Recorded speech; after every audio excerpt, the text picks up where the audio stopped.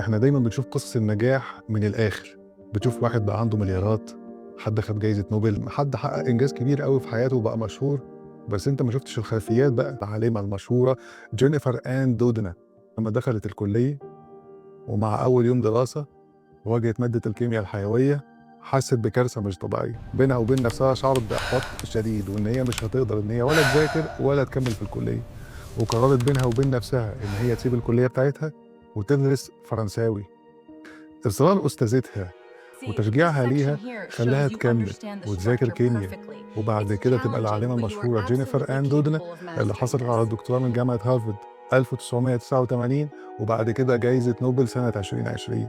And this is the medal, and it's absolutely stunning. It's actually engraved. It has my name, and it has the year as well.